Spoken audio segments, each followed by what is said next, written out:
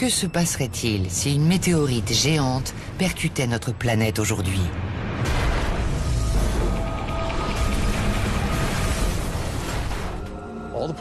Plus de végétation, plus d'animaux, plus d'hommes, plus d'immeubles, il n'y aurait plus rien.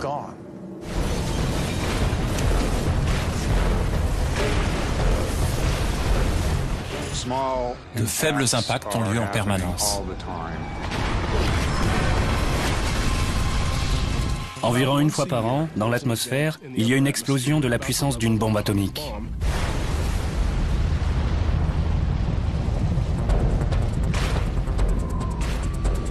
La technologie pourrait-elle nous aider? Ou serions-nous destinés à connaître le même sort que les dinosaures? Ce serait comme dans le film Mad Max. La plupart d'entre nous ne résisteraient pas à un nouvel âge de pierre.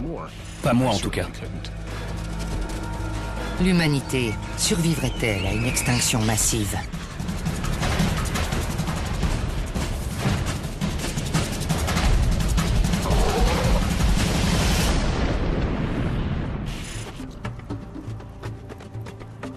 La voix des morts retentit comme un torrent lointain. Lord Byron, 1821.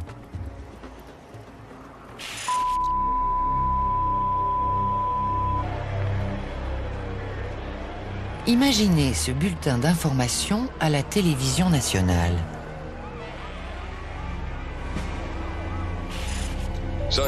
Les scientifiques pensent que l'astéroïde mesure 10 km de diamètre. Il ferait 10 km de large et aurait 99% de chances de percuter la Terre. Tous les habitants sont actuellement en train de quitter la côte Est. Ce scénario de science-fiction pourrait un jour devenir réalité. Car le système solaire est rempli d'astéroïdes. En mars 2009, un rocher de 40 mètres de diamètre a failli percuter la Terre. La collision aurait provoqué une explosion équivalente à une bombe thermonucléaire. La plupart de ces astéroïdes se comportent bien, mais ils sont parfois perturbés par la pesanteur de grosses planètes comme Jupiter. Et il arrive que certains nous percutent. Les cicatrices sont visibles partout. En Sibérie, un impact a détruit 2000 km² de forêt en 1908.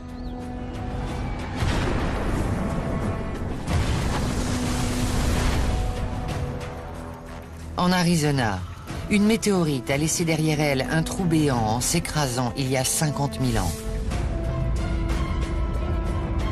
Et au Mexique, on trouve encore les traces d'un cratère gigantesque formé il y a 65 millions d'années par une violente collision qui aurait détruit le royaume des dinosaures en à peine un an. Les scientifiques ont baptisé cet événement l'extinction KT.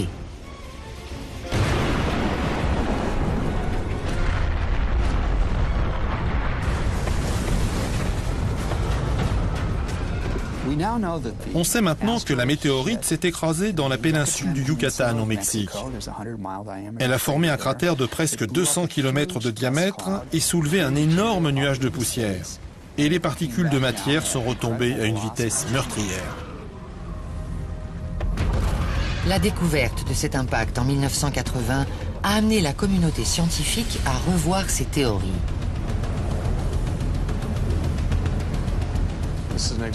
Cette découverte a radicalement changé notre façon de percevoir le monde. Et pas seulement au niveau scientifique, mais aussi au niveau culturel. Des films comme Deep Impact et Armageddon se sont inspirés de conférences auxquelles j'ai assisté sur le thème « Qu'est-il arrivé à notre monde et que devrait-on faire si la même catastrophe se produisait aujourd'hui ?»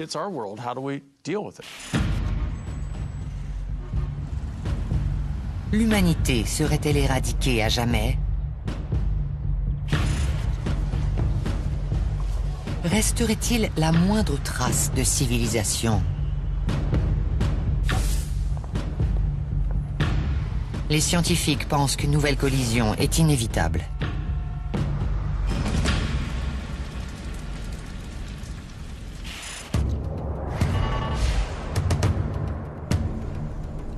Cette histoire se passe dans un avenir relativement proche. Un astéroïde est détecté alors qu'il traverse le cosmos. Il est tout d'abord baptisé, puis catégorisé, comme les milliers d'astéroïdes qui traversent notre système solaire. Mais une fois sa trajectoire définie, un sinistre constat se fait jour. L'astéroïde se dirige droit sur la Terre.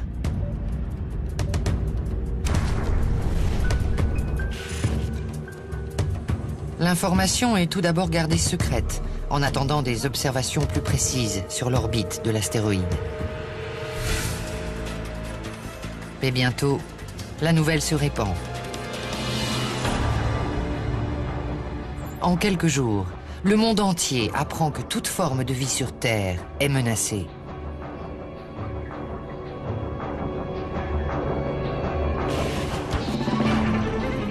Des millions d'espèces pourraient disparaître en un instant.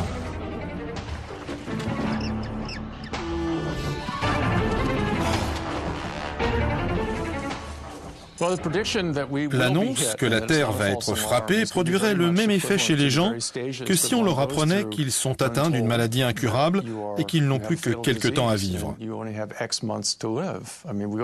Ils traverseraient tout d'abord une phase de déni et de colère, puis finiraient par l'accepter.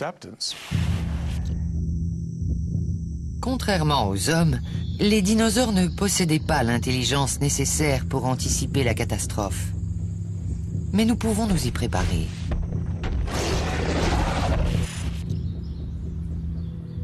Car la science est en mesure d'établir un scénario détaillé. On est capable d'évaluer le nombre de personnes qui seraient tuées. Et d'après cette estimation, on peut établir un plan d'action déterminant la quantité de ressources à déployer en fonction des facteurs de risque. Mais cela suffirait-il à nous sauver?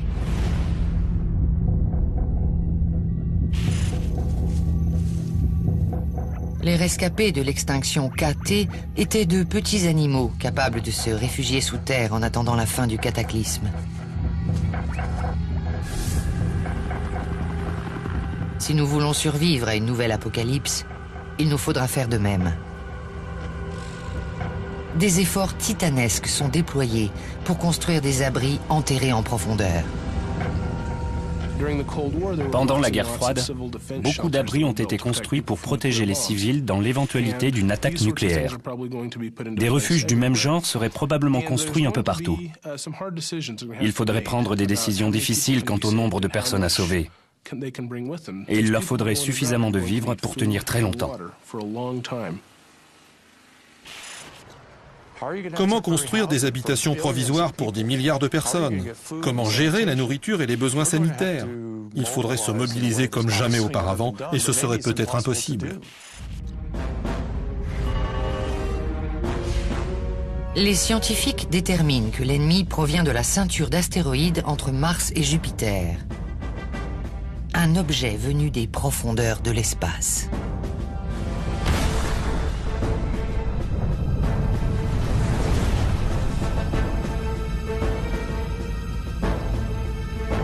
Le rocher mesure 10 km de large, comme celui qui aurait tué les dinosaures il y a 65 millions d'années.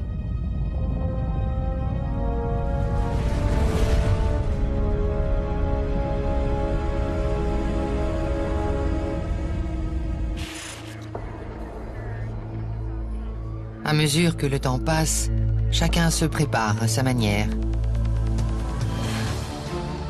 Annoncer la nouvelle aux enfants et aux proches est une épreuve difficile.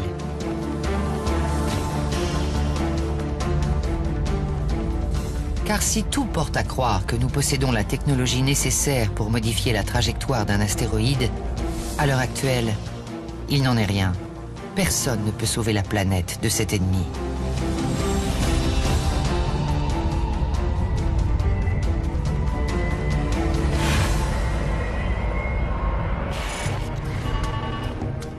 À 7 mois de la collision, les chercheurs tentent de définir avec précision le point d'impact.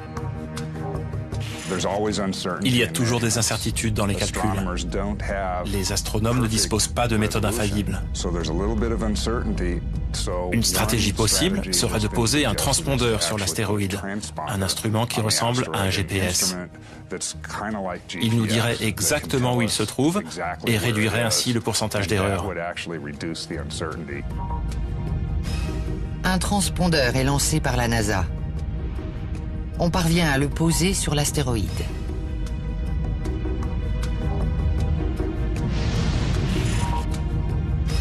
Grâce à un système de panneaux solaires, le transpondeur commence à envoyer ses coordonnées vers la Terre.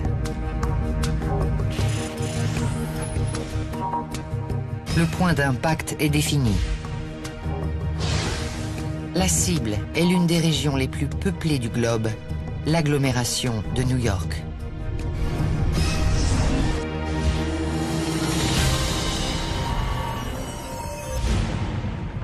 Les mois qui précèdent l'impact, les agences gouvernementales travaillent d'arrache-pied à évacuer la côte est des États-Unis.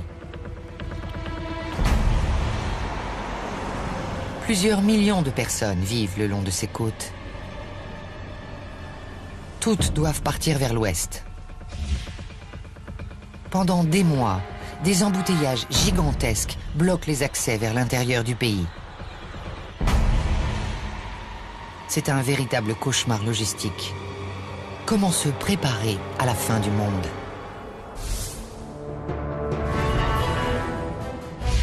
C'est la dernière semaine avant l'impact de l'astéroïde. Le monde est pris de panique. Dans les grandes villes, des manifestants descendent dans la rue, accusant le gouvernement de ne pas prendre les mesures nécessaires.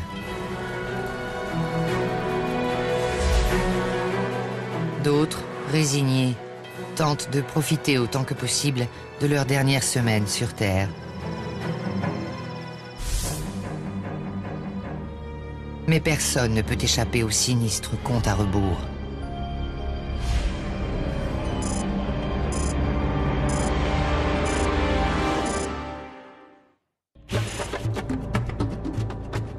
La mort s'est élevée un trône. Edgar Allan Poe, 1831.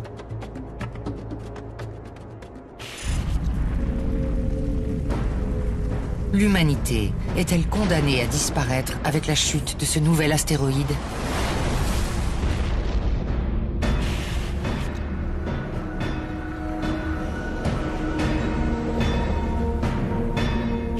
Dans 3 jours, un rocher plus grand que le mont Everest s'écrasera sur la ville de New York.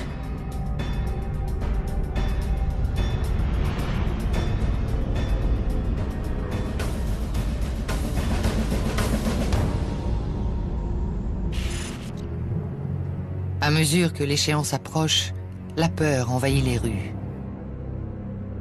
Les médias ont renoncé à traiter de sport ou de divertissement.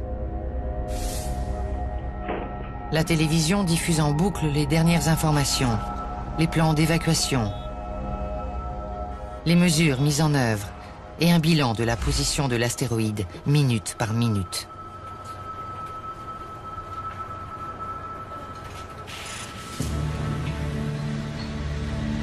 Les abris souterrains construits les mois précédents par le gouvernement sont déjà occupés.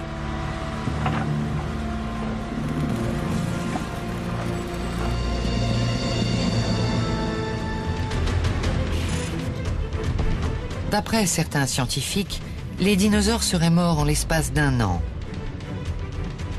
Les hommes qui se réfugient sous terre doivent être prêts à y rester au moins aussi longtemps.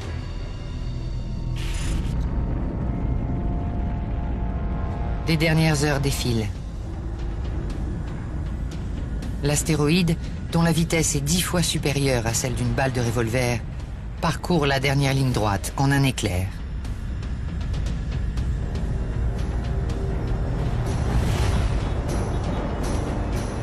En un instant, le monde bascule.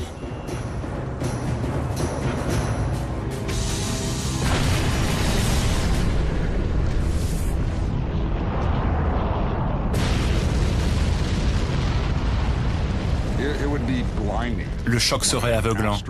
Si un astéroïde pénétrait dans l'atmosphère, sa vitesse serait telle qu'il brillerait plus intensément que le Soleil.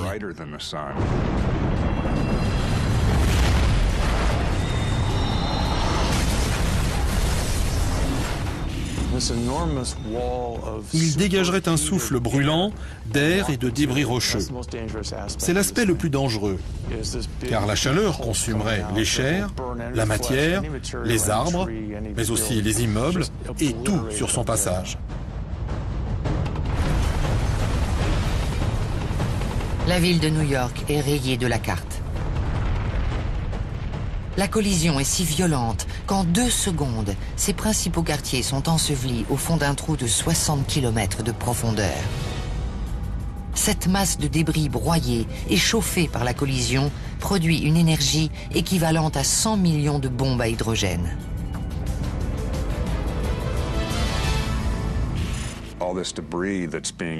Les débris qui sont éjectés du cratère traversent l'atmosphère à une telle vitesse qu'il en émane une lumière aveuglante et incandescente.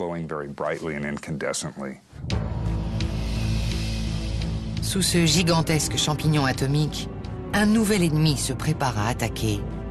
Une onde de choc de roches vaporisées.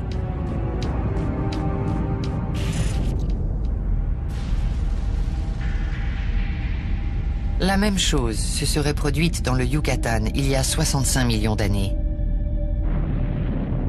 Les scientifiques pensent qu'un mur de vapeur charriant des débris s'est dirigé vers le nord-ouest.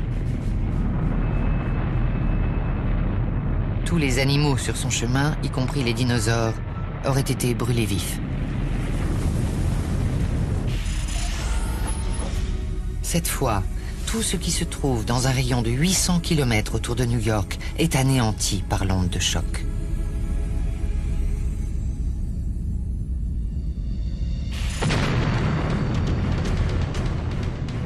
Le mur de flammes avance 2 fois plus vite qu'une tornade. Il ne laisse rien dans son sillage.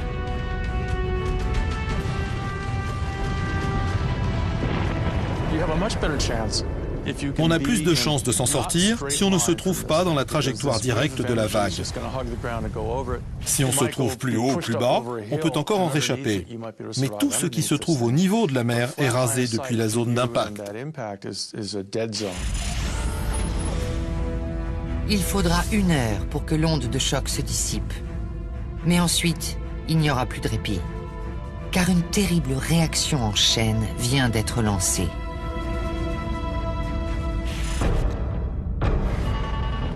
Une minute après l'impact. Le soleil se couche comme à l'ordinaire en Asie et en Australie.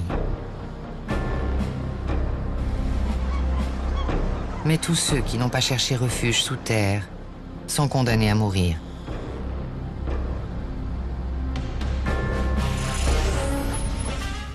Au nord-est des États-Unis, peu après l'onde de choc, un gigantesque tremblement de terre s'élève de la croûte terrestre. Un impact de cette ampleur produirait tellement d'énergie que l'onde de pression déclencherait un séisme à l'échelle globale. Toute la planète serait ébranlée par les secousses. Au temps des dinosaures, l'astéroïde a généré un séisme de magnitude 13. Mais en l'absence d'infrastructures et d'édifices, les dégâts ont été limités.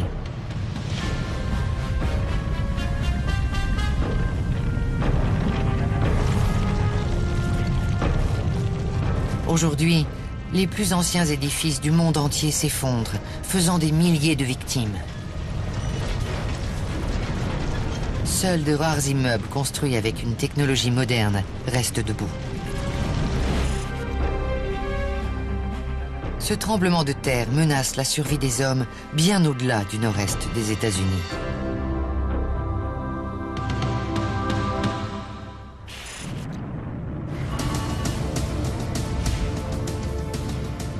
En 1 heure, rien n'est épargné. La région entière est enfouie sous le plus gigantesque nuage que la Terre ait jamais connu. Et le pire reste à venir. Car l'événement le plus meurtrier de l'extinction des dinosaures n'était pas la collision initiale, mais la réaction en chaîne qui a suivi. Ceux qui ont survécu à la météorite seront bientôt assaillis par une pluie de feu.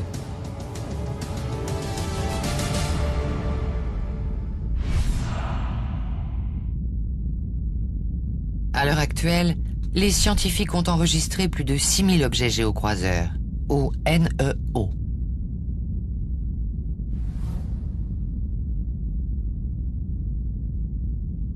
Il s'agit d'astéroïdes qui croisent parfois l'orbite terrestre lors de leur voyage dans le système solaire. Comment les scientifiques localisent-ils ces objets potentiellement dangereux?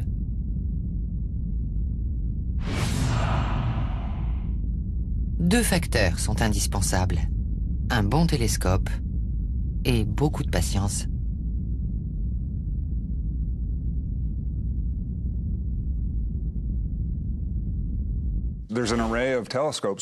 Des télescopes sont postés tout autour du monde et beaucoup sont automatisés.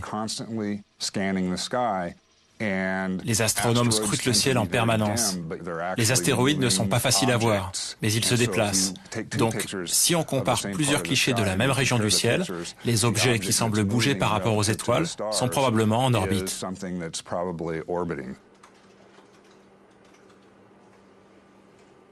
Ces astronomes sont notre première ligne de défense dans le cas de la chute d'un astéroïde.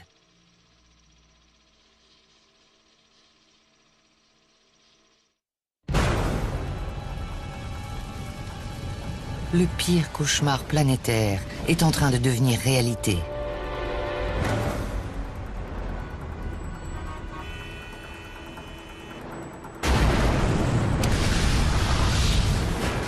La Terre entière est menacée. L'espèce humaine survivra-t-elle?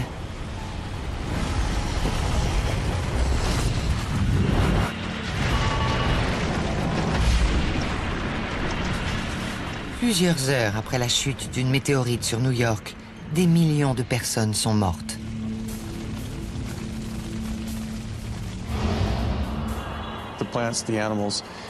Les plantes, les animaux, tout disparaîtrait.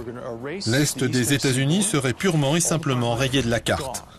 Plus de végétation, plus d'animaux, plus d'hommes, plus d'immeubles, plus de routes, d'aéroports, de chemins de fer. Il n'y aurait plus rien. L'étendue de la catastrophe est aggravée par l'explosion aérienne de débris rocheux propulsés dans l'atmosphère lors de l'impact.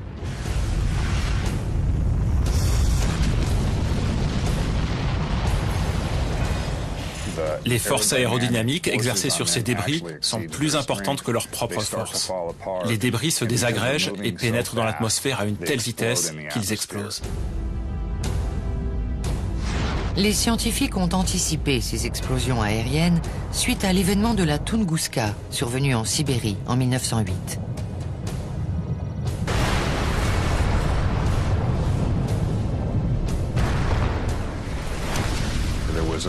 Il y a eu une énorme explosion, de la taille d'une explosion nucléaire, qui a provoqué une onde de choc soufflant tous les arbres sur environ 2000 km². On a tenté de comprendre ce qui s'était passé d'un point de vue physique. Je pense qu'un impact aussi violent provoquerait beaucoup d'effets secondaires.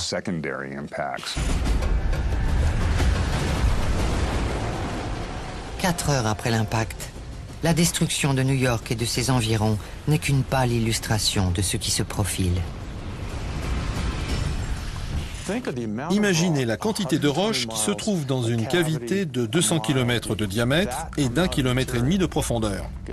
Et imaginez la quantité de matière propulsée dans l'espace, gros fragments et particules de poussière mélangées.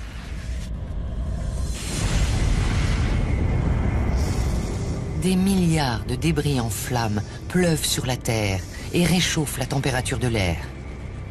La planète devient un four.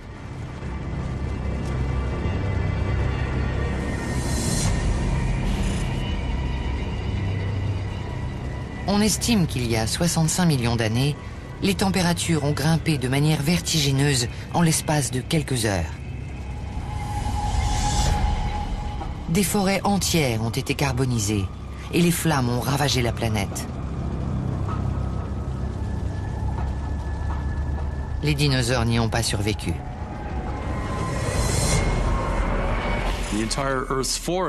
On pense que toutes les forêts de la planète ont brûlé à la fin du Crétacé. La même chose nous attendrait. L'Amérique du Nord en particulier serait brûlée de toutes parts. Toutes les centrales nucléaires et les raffineries prendraient feu. Il n'y aurait plus de carburant. Toutes les infrastructures seraient ravagées par les flammes. 6 heures après l'impact, la Terre est un gigantesque brasier. Les monuments sont réduits en cendres. Des milliers d'années d'efforts sont réduits à néant en quelques heures. Les êtres humains restés à la surface n'ont aucune chance de s'en sortir. Il faut se réfugier sous terre. Aucun bâtiment, même la maison en briques des 3 petits cochons, ne peut rien contre ce grand méchant loup. Il faut s'enterrer. L'abri souterrain idéal est assez proche des abris anti-bombardement de la guerre froide. Il doit être creusé en profondeur, à au moins 3 mètres en sous-sol. Il doit disposer d'une source d'eau et d'énergie, ainsi que de filtres à air extérieurs.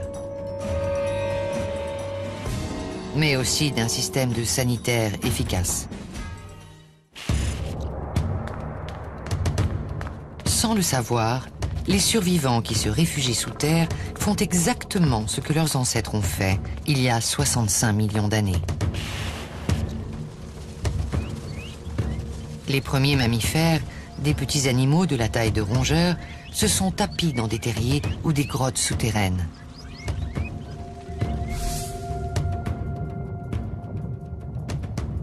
Les survivants de cette nouvelle apocalypse ont recours à la même stratégie. Ils sont en sécurité pour l'instant. Mais pour combien de temps ?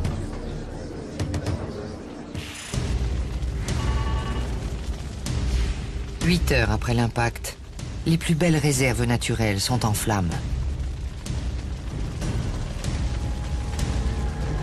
Des millions d'animaux sauvages sont engloutis par des incendies sans précédent. Et comme au temps des dinosaures, les plus gros sont les plus exposés au danger. On sait que, lors de l'extinction KT, aucun animal de plus de 5 ou 10 kilos n'a survécu. Car plus on est gros, plus on a besoin d'énergie. Au Crétacé, c'était les dinosaures. Aujourd'hui, ce seraient les grands mammifères. Toutes ces espèces déjà menacées disparaissent à jamais. Pensez aux éléphants, dont la gestation dure pratiquement 2 ans pour donner naissance à un seul petit. C'est très dur pour eux de gonfler leur rang face à une menace d'extinction. Pendant des jours entiers, le monde se consume, laissant place à un immense désert calciné. La proportion de fumée, de suie et de débris dans l'air fait écran aux rayons solaires. L'obscurité descend lentement sur la planète. La nuit, l'ombre de la lumière et la vie, l'ombre de la mort. Algernon Swinburne, 1865.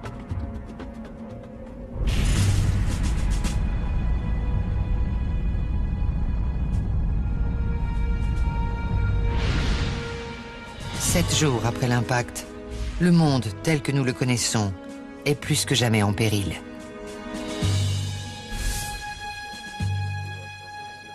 Les rescapés se cachent dans des bunkers souterrains, tandis qu'à la surface commence une nuit de plusieurs mois.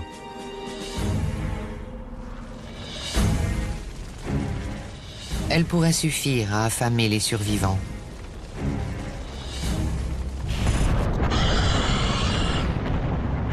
La même chose s'est produite il y a 65 millions d'années. Les dinosaures ont été brûlés vifs dans les incendies qui ont suivi l'impact. Mais la véritable extinction des dinosaures est survenue lorsque la planète a été plongée dans l'obscurité et que la nourriture est venue à manquer.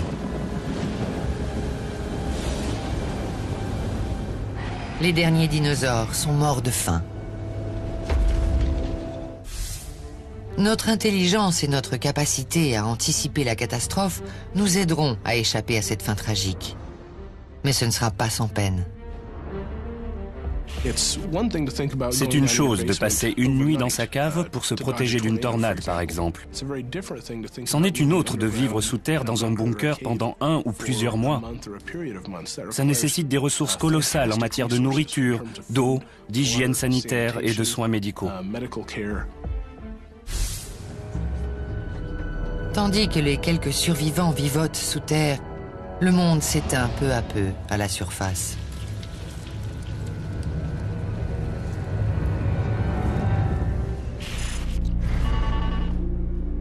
Un mois après l'impact, la Terre est une planète fantôme qui continue à changer de visage dans l'obscurité.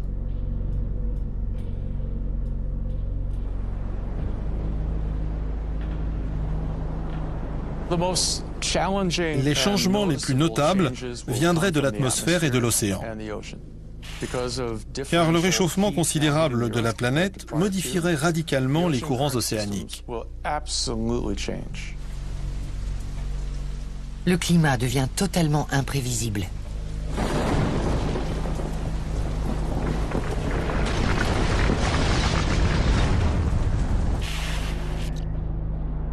Certaines régions sont ensevelies sous la neige.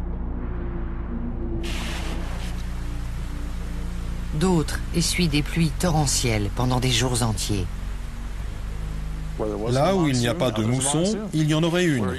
Là où il pleut beaucoup, il ne pleuvrait plus. Les déserts fleuriraient et les forêts humides s'assécheraient. Et le climat ne cesserait de changer. Enfin, la fumée se dissipe. 1 an après l'impact, le soleil darde enfin ses rayons. Il y a 65 millions d'années, le soleil s'est levé sur un monde sans dinosaures, exterminé en moins d'1 an.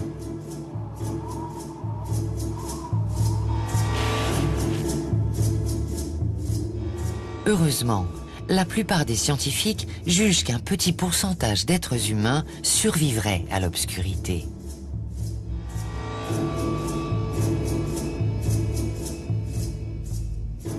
L'avenir de l'humanité est assuré par les quelques rescapés terrés dans leur abri souterrain. Ils refont surface dans un monde proche du néant.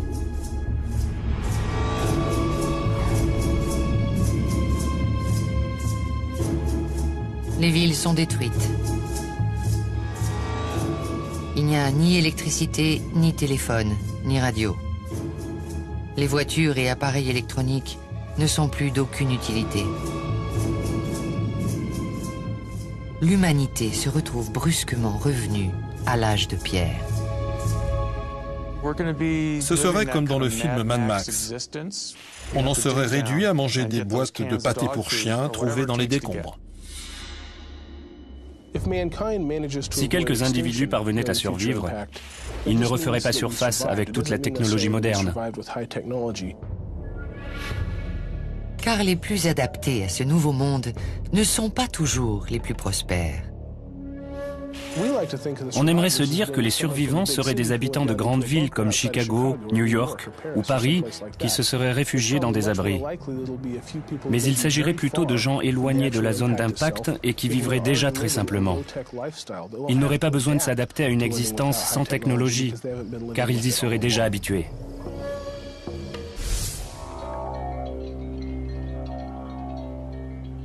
En se réfugiant sous terre, quelques hommes sont parvenus à surmonter les jours les plus sombres de l'apocalypse. Mais il reste peu de survivants dans ce monde étranger et hostile.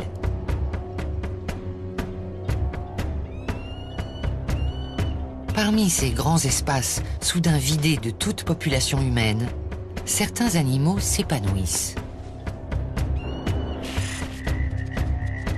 Il y a 65 millions d'années, il s'agissait de petits mammifères.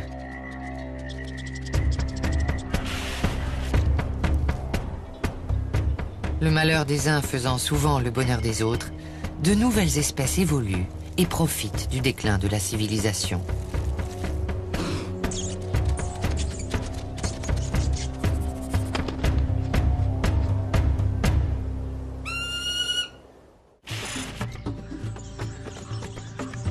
Je pense que nous sommes dans l'impasse aux rats, où les morts ont perdu leurs os.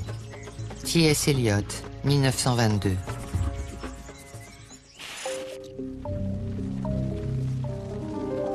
Lorsque les dinosaures ont été balayés de la surface de la Terre, nos très lointains ancêtres ont lentement repeuplé la planète. C'est le début du Cénozoïque, l'âge des mammifères, qui se poursuit de nos jours. Des milliers d'années après une nouvelle collision de météorites, quelles espèces combleraient le vide laissé par l'humanité dans la chaîne alimentaire?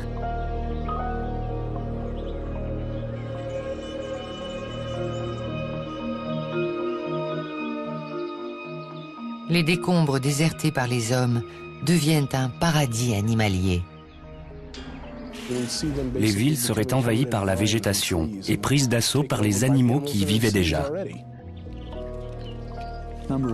Certains organismes vivants pourraient même développer des capacités spécifiques pour vivre dans ces lieux atypiques. L'évolution est parfois étrange. C'est impossible à prévoir, mais beaucoup d'événements curieux pourraient se produire. Comme dans tous les cas d'extinction massive, les insectes sont parmi les premiers à rebondir.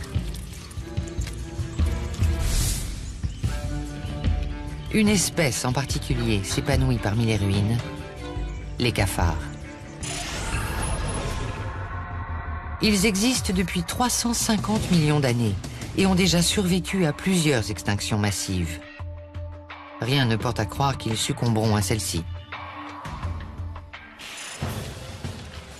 Au contraire, l'abondance de détritus et l'absence de concurrence les transforment en géants.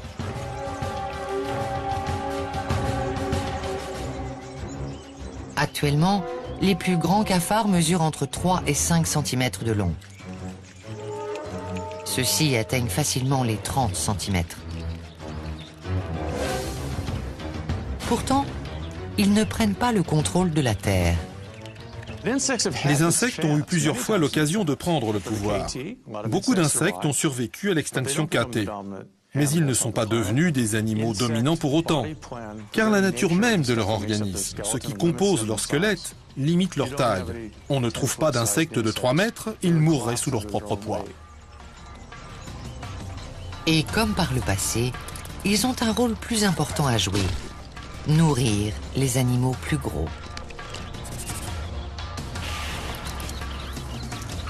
Il y a 65 millions d'années, les insectes étaient l'alimentation principale des rongeurs, dont certains ont donné naissance à l'homme.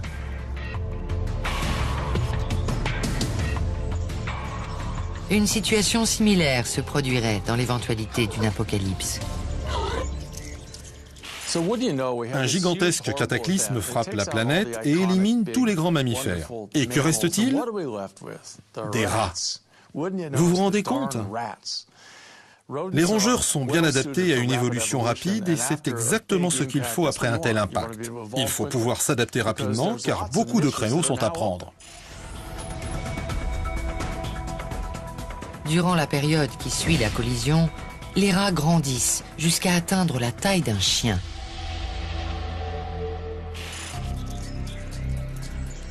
Mais cette large population de rongeurs attire inévitablement de nouveaux prédateurs. Les oiseaux ont survécu à l'extinction KT. Ce sont les descendants des dinosaures. Leur taille, leur diversité et leurs habitudes alimentaires leur permettent de survivre à ce nouveau cataclysme. Et les villes fantômes sont un exceptionnel terrain de chasse. Une ville est un environnement complexe en 3 dimensions. On peut la comparer à une forêt ou un canyon. Les animaux qui s'y épanouissent sont ceux qui ont une excellente vue en relief. J'imagine que dans les ruines d'une apocalypse, les faucons deviendraient de grands prédateurs car ils seraient capables de détecter n'importe quel mouvement au sol. Du ciel, les faucons traquent les rats géants.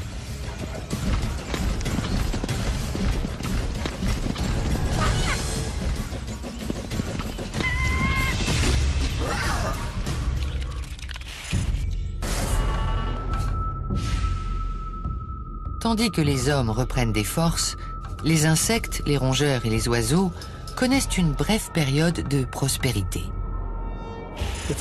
S'il s'agit d'une extinction à la hauteur du KT, la population humaine serait réduite à une poignée d'individus ou à quelques groupes isolés. Ils finiront par recoloniser le monde, mais resteront longtemps une minorité. Très lentement, l'humanité parviendra à se reconstruire. On ne peut pas prédire à quoi ressemblera la vie des survivants. Mais une question les taraudera sûrement. Tous les moyens possibles ont-ils été mis en œuvre pour contrer l'apocalypse?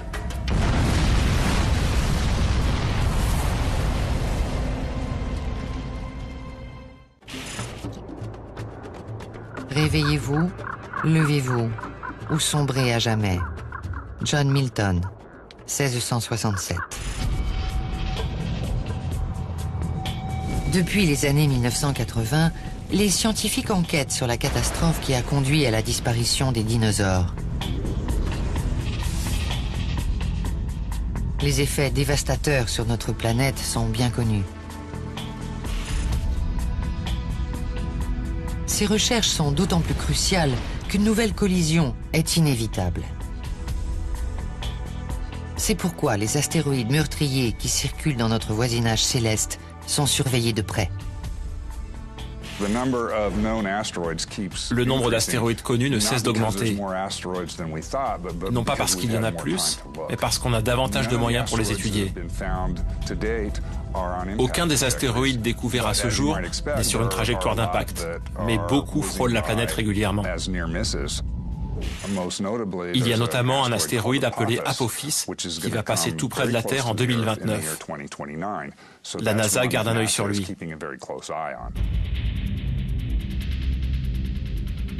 Deux stratégies ont été envisagées pour éviter l'impact. Détruire l'astéroïde ou modifier sa trajectoire.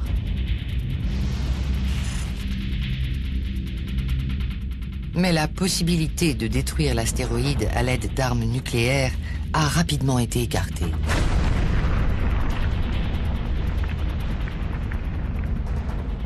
La dernière chose à faire est de le détruire.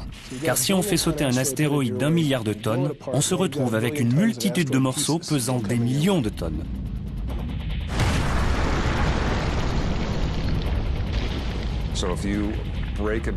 Si on fait exploser un gros astéroïde en 1 million de fragments, tous ces débris se retrouveront dans l'atmosphère. Est-ce mieux ou pire? Je ne sais pas. Modifier sa trajectoire est la seule solution possible. Et cette fois, les armes nucléaires pourraient s'avérer utiles. Déclencher une ogive nucléaire près de l'astéroïde pourrait suffire à le faire dévier.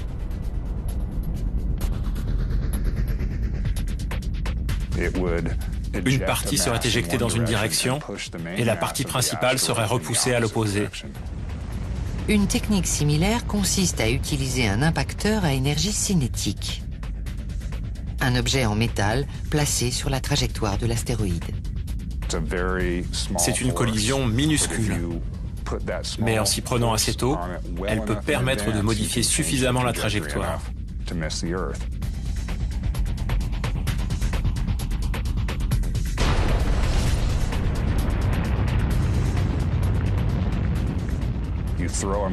La collision entraîne la formation d'un cratère. Et la matière expulsée de ce cratère pousse l'astéroïde dans la direction opposée.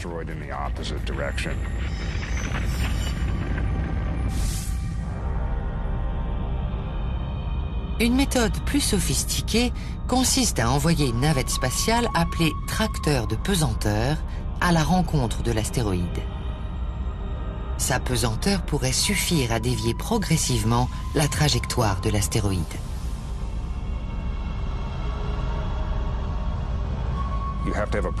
L'objet envoyé doit être équipé d'un système de propulsion. La pesanteur suffit à le fixer sur l'astéroïde. Et en opérant une traction très progressive et très lente, on peut modifier sa trajectoire. Mais ça prend des années. Ces stratégies ont toutes un dénominateur commun, le temps.